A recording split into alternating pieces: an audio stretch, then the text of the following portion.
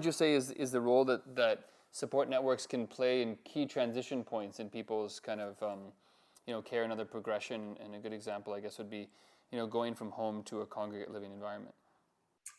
Transitions is a very stressful time, not just for the person who is relocating or transitioning, but also for the family caregivers or the care partners.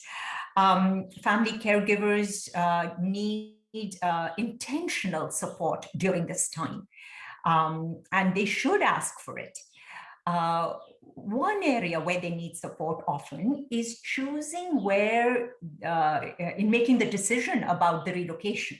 So often they are struggling with what are their choices and how do they make that selection.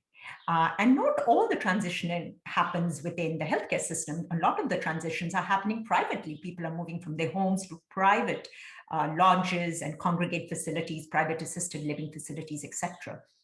So looking towards community organizations, if you're not within the healthcare system, is important. Again, I mentioned Caregivers Alberta, but if it is somebody you're looking after who has dementia, well, speak to Alzheimer's Society, who can go over this transitioning options with you. SAGE has a directory that goes over all the options that are available in our province, and you can call them and get some support there.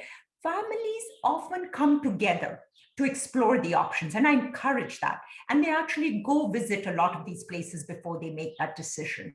Having the right questions ready when you go to these facilities and speak to the administrators or managers, etc., is also helpful. So supporting them in making the right choice is important.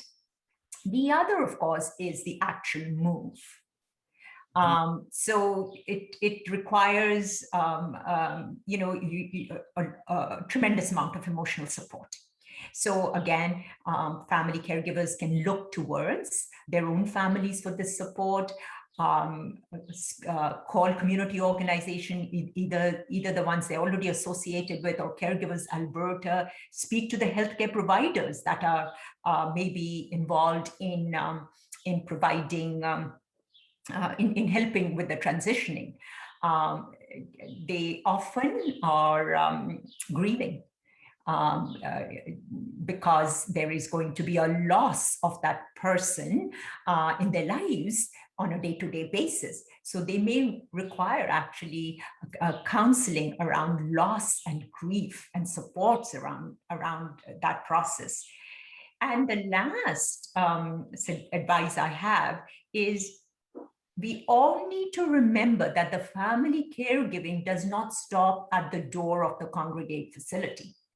Often family caregivers remain involved, not just in being a visitor, but actually in providing care. So they have to be given opportunities to continue providing care, as well as helping them with advocacy. So often when somebody moves into a congregate facility, now they cannot do the day-to-day monitoring they would have done at home about different issues, medical problems and medications and how they're functioning and how are they eating and sleeping, etc. So when they're in the congregate facilities, family caregivers take on this role of vigilance, which can be very stressful for them.